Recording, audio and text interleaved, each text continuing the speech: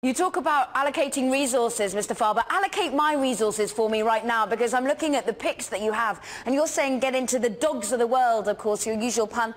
Brazil. You're saying get into Brazil, get into Russia. How are you going to convince me amid such political turmoil there? Well, you see these emerging markets like Brazil and Russia, of course they are in recession, whereby Russia is doing better than Brazil, but the valuations have come down very substantially. And if you ask me, Mark, where should I allocate my funds today? In the US stock market, which is essentially very highly priced by any measure, price to sales, price to earnings, and so forth, market cap to GDP, the US market doesn't come out favorably. Now, the emerging markets, they have corrected significantly, some since 2006 and some since 2011. And I would say they are relatively attractive. So if I had to invest money today, and I'm investing all the time money because I have a cash flow, I invest in emerging economies. You can buy the Singapore stock market with a 4% dividend yield. Well, Singapore is a relatively sound economy. It's diversified and it's well run, unlike the US. Unless, of course, the US is run by Mr. Trump. Then the US will improve. Are you really a fan of Mr. Trump, Mark?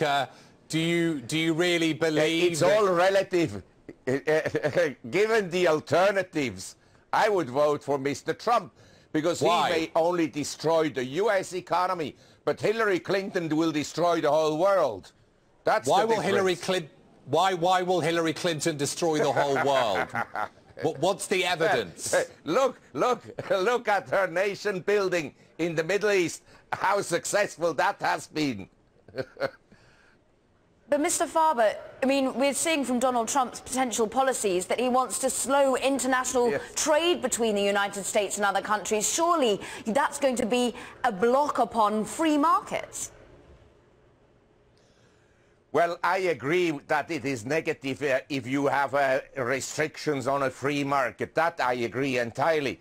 But you have to equally see that the US has essentially given in on a lot of things that benefit other countries. If you look at, say, the growth, 2000 to today, which countries have done relatively well? The emerging markets have done fantastically well.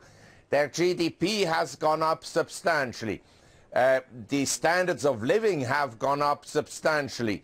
They have accumulated large reserves and so forth. The US and Europe and Japan, relatively speaking, have been declining, and that these statistics are visible from industrial production in emerging economies. It's doubled in the last 12 years. Global trade, you look at the share of emerging markets, it's gone up. The developed world, the US, Europe, Japan, it's gone down, and so forth and so on. So I think that maybe we have to find a way to have a more balanced approach to global trade. I'm not saying protectionism, but a more balanced approach that is fairer to the developed world. Give me another call for me, Mr. Faber. You are saying at the moment that you like long-term US Treasuries, but the consensus is for yields to rise. What do you feel is the beneficial trade there in terms of, you're saying relatively speaking, get into long-term US debt? Why? Yes, actually, I still hold US Treasuries. They did very well until about 2 weeks ago, and since then they sold off. I've sold some trading positions, but I'm looking back to buy some of them, because I believe that eventually Mrs. Yellen will also introduce negative interest rates. Don't forget, in 2009, she said publicly, if it were possible to introduce negative interest rates, I would be voting for that. So I believe there is a chance that in the US they'll do the same as elsewhere, as in Japan and as in Europe.